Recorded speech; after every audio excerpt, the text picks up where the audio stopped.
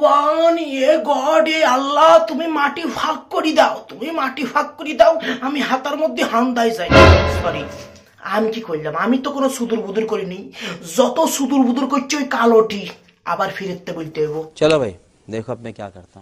এ ভগবান, এ গড, এ আল্লাহ, আল্লাহ তুমি মাটি ভাগ করে দাও, মাটি ভাগ করে এই কালোটিরই পাতালের মধ্যে ফেলাই দিয়ে ভালো করে বালি সাফা দিয়ে উপর দিয়ে পুরো আম্বুজা সিমেন্ট মারি দাও আল্লাহ।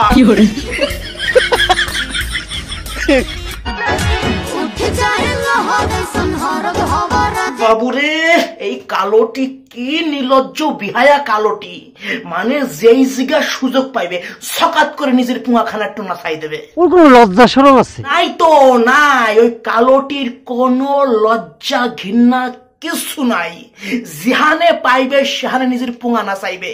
এই জন্য তো এর নাম দিছি আমি পদ্মকুমারী।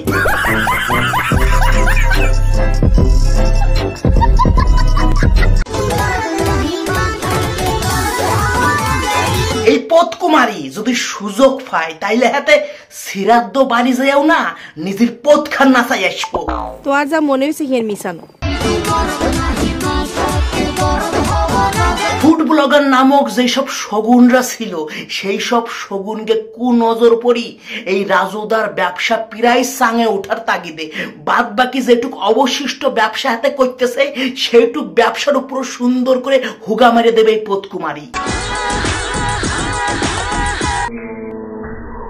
ও কাকু, ও রাগো কিল্লায়, রাগার কোনো কারণ নাই। হাতের নাম হচ্ছে পদ্মকুমারী, হাতে হচ্ছে বিশাল পদের অধিকারী। হাতে যেই জায়গা পায়, রনে বনে জনজঙ্গলে রাস্তাঘাটে যেই জায়গা সুযোগ পায় সেই জায়গায় পুয়াখান নাচায় দেয়। রাগার কোনো কারণ নাই, এটা ন্যাচারাল। আর যদি খুব রাগ ওঠে, ওই হাওড়া ব্রিজের উপরেই হাতের ঠাসি ধরি, হাতের হুকা মারি দেয়।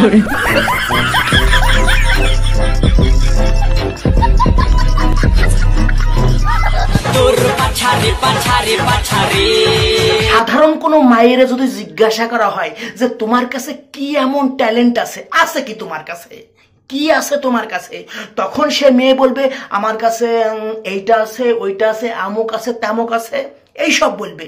কিন্তু এই কালোটিরই যদি তুমি জিজ্ঞাসা করো, মিস কালোটি তোমার কাছে কি আছে, হাতে এক সেকেন্ডও ভাববে না, হাতে বলবে আমার কাছে একটা কালা গুদ আছে।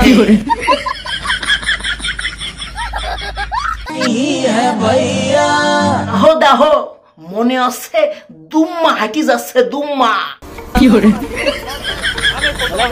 তোমরা যারা জানো না তাদের কাছে আমি একটা কথা জানাইতে চাই। এই যে দুম্মা, এই যে দুম্মা যে প্রাণীটা ছাগলের নাগাল দেখা যায়, হাতে যে তল তুলে পুঙার মাংস খান আছে, মানুষ এইটা কাইটে সুন্দর করে মাংস হিসাবে সুস্বাদু ভাবে খায়।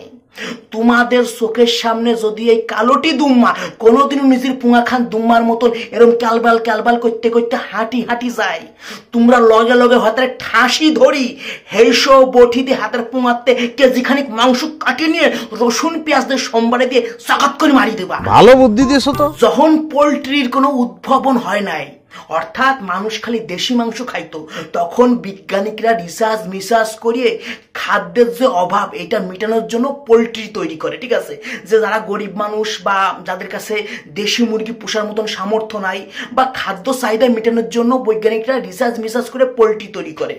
তারপরে হয়ে গেল, এক পার্ট শুকে গেল। তারপরে তখন দেখলো যে পোল্ট্রিতেও কোনো কাজ হচ্ছে না, তখন ভগবান এদের সৃষ্টি করে। এদের পুঙা কাটি কাটি তোমরা খাইতে পারো, কোনো প্রবলেম নাই। এত বেহায়া লজ্জা শরম কিছু যদি থাকে, ইরে বাবু রে, হাতে করি বেড়াচ্ছে, হাতে রাস্তা ঘাটে নিজের পুঙা প্রদর্শন করে বেড়াচ্ছে, তাতে যদি হাতে লজ্জা অনুভব না করে, আমি তো জাস্ট বলতেছি আমার কিসের লজ্জা। শোনো, যার নিজের লজ্জা বোধ নাই তারে লইয়ে সমালোচনা করতে আমার লজ্জা লাগে না। এটা জাতে মাতাল তালে ঠিক। হদন আছে, লজিক ছাড়া এই আমি কোনো কথা বলি না। ওকে, চুপ করি থাকলাম। উচিত কথা কইতে গেলেই যত দোষ। তো যাই হোক, ভিডিওখানা কেমন লাগছে তোমরা কমেন্ট করে জানাও। আর যদি অত্যাধিক পরিমাণে ভাল লাগে তাহলে গদগদায় শেয়ার করো। আর তোকে ফোঙাত দিবি, তোদের ফোঙাত দিবি। এখনো যদি ফলো না করস তাড়াতাড়ি আমার পেজ খান ফলো মারি দে।